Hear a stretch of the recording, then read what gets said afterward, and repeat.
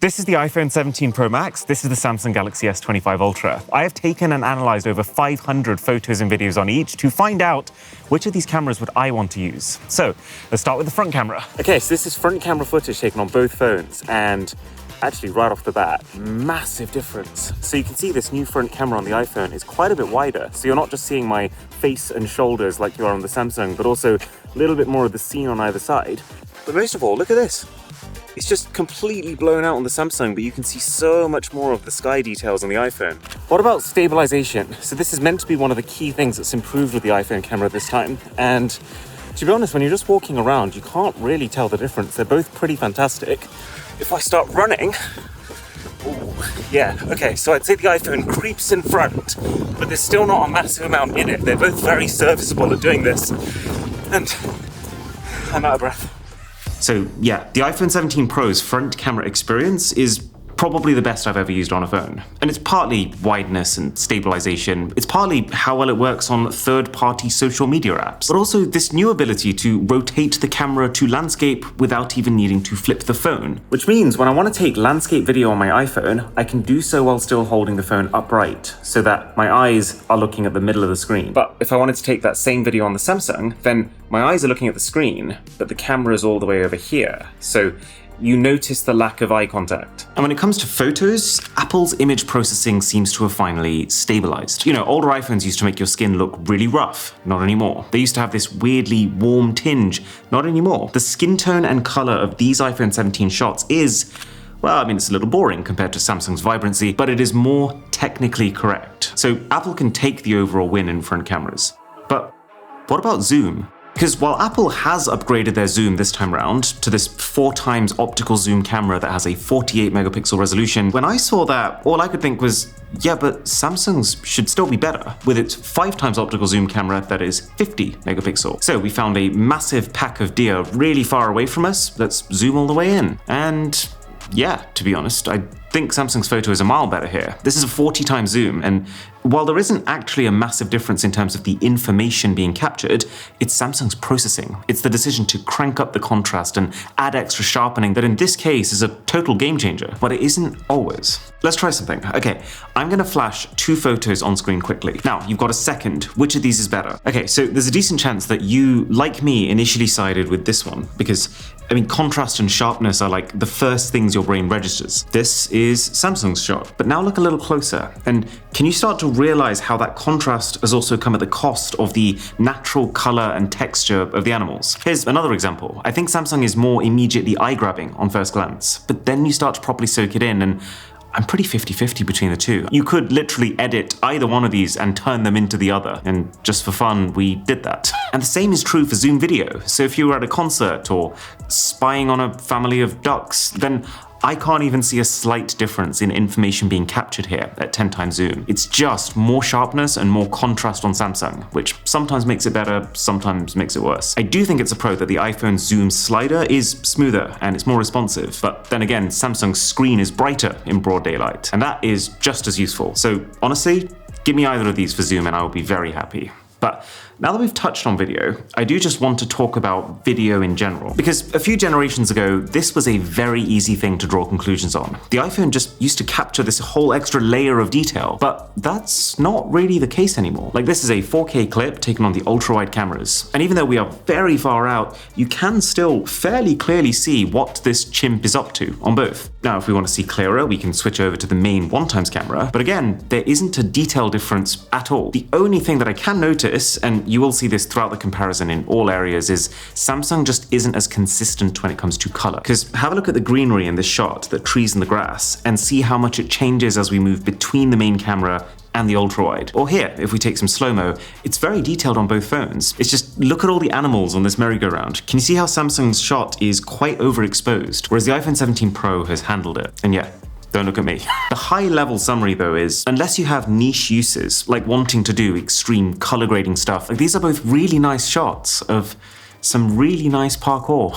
These phones are so good now that we actually use both iPhones and Samsungs for different types of shots in our own videos. We use iPhones for most of the sections that are focused on me, just because of the reliability of the skin tones. But then we use Samsung for recording most of the time lapses of products, because This phone shoots in 8K resolution, which gives you a lot more room after you've shot to be able to zoom in on the specific bits that you want to talk about. It's actually kind of sad that in 2025, the maxed out Pro iPhones still can't shoot 8K. Now, one of the other things that Apple said is that the iPhone 17 Pros should have next generation portrait mode. And to be honest, I feel like I've heard this sentence like 6 times at this point, so I was expecting this to be a bit of a nothing upgrade. But I can actually tell the difference. So both phones take 12 megapixel portrait shots at 2 times magnification, but the iPhone's 12 megapixel shots are substantially more detailed. I mean, just have a look here how every bit of the texture on my shirt has been preserved here. It's also the more color consistent camera. Like, can you see how Samsung's added a pretty strong blue hue to my shirt, which did not exist in reality? And I want to stress, Samsung being more colorful does not always make its photos worse. Like, even though the accuracy of the iPhone is useful, it can also be kind of bland. Like, if you ask me which of these 2 photos I would rather post somewhere, it would be the Samsung. But if I were to recommend one of these phones for taking portraits, it would have to be the one that has better fundamentals, and that is the iPhone. The detail difference is substantial, and it also feels like Apple has caught up with the one thing that Samsung really had them on: edge detection. This is something that you can tell Apple has worked on this generation specifically, because Samsung used to be noticeably ahead, but now it's starting to feel like the iPhone is just as hard to catch out. And that's both for humans, but also animals, like shockingly well.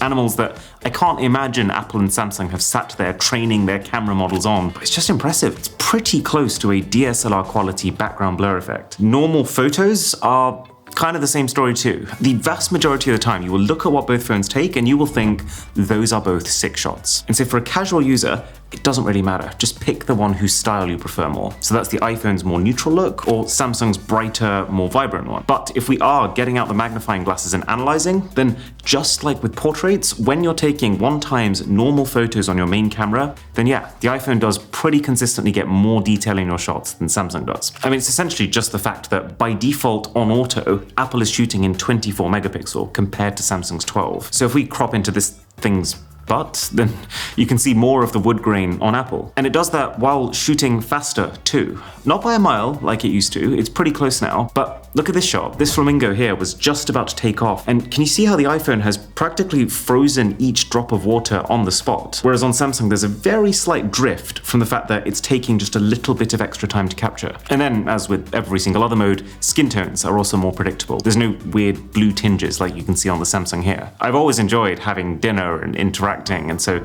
the other day I actually took these out with me to try some macro photos. And Apple is able to focus closer, which is, I suppose, technically the job of a macro camera, but Samsung makes the food look so damn appetizing. I prefer Samsung's processing for these shots. Okay, there's an incredibly loud train over there, so let's turn the cameras around and let's see which of these phones is actually better able to remove that noise. So this is the iPhone. Now moving over to the Samsung. So listen to the background noise. How clearly can you hear my voice and how much does that sound disappear? So yeah, I do find that Samsung is usually better at getting rid of the background noises, but just also that something is usually lost in the quality of your voice while it is doing so. And yes, the iPhone technically has one extra microphone, and yes, it has the whole audio mix feature set, but Samsung's actually been adding tons of stuff like this too, and I would say ultimately with audio, it is a bit of a toss-up. But just generally with this generation, it does feel like Apple has really focused on ironing out their camera's weaknesses. Their zoom needed work. They've upgraded the zoom camera. The portrait mode had started falling behind. They've amped it up. I used to prefer Samsung selfies, but Apple's overhauled that experience entirely. But can Samsung turn the tables when things get dark?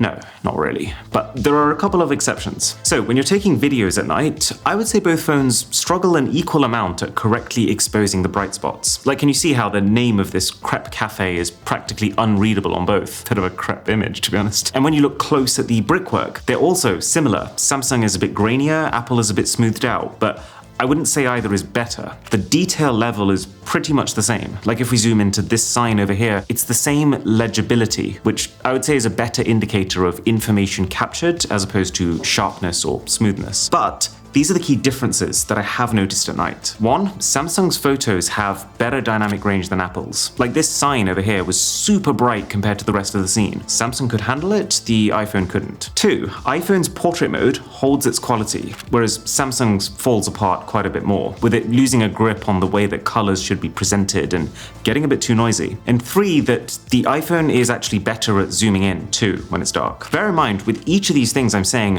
while I'm showing you one example, I have double, triple tested each finding, and consistently, Apple is better at producing natural detail, whereas the S25 Ultra starts to scramble in these low light situations. It forces itself to have detail, even if it has to invent it to get there. So to bring this all together, if we just for a second put aside everything else about the rest of these phones, which of these two cameras would I choose and recommend more? I would say the iPhone. In my previous test, the iPhone 16 Pro Max just edged out the S25 Ultra, but now with the 17, I would say the gap has become significant. Now that doesn't mean that Android doesn't have great options. You know, Vivo is killing it, Oppo, these companies are both in this upper echelon. Xiaomi too, in some ways, but I think Samsung has to work on both color consistency and also detail in photos if they want to keep up with them. Oh, also, if you're wondering what I use to take that shot, it's literally my phone case. Because TORRAS cases have these rotating stands baked into them, you don't need tripods or fancy equipment. You are just always ready to take the shot you want. They're also magnetic, so sometimes I'll just whack my phone onto a pole to hold it in place. And because this isn't just a stand, it's also a hook, you can wedge it into all sorts of pockets. And it's not even just about recording stuff. Like, I use these cases to FaceTime my mum while I'm eating. All finished off by the fact that this one in particular, the Q3 Veg Skin, is the strangest named, but almost definitely most beautiful case I have ever put my phone in. I've literally ordered a second one already for Drisha. Link below to join the club.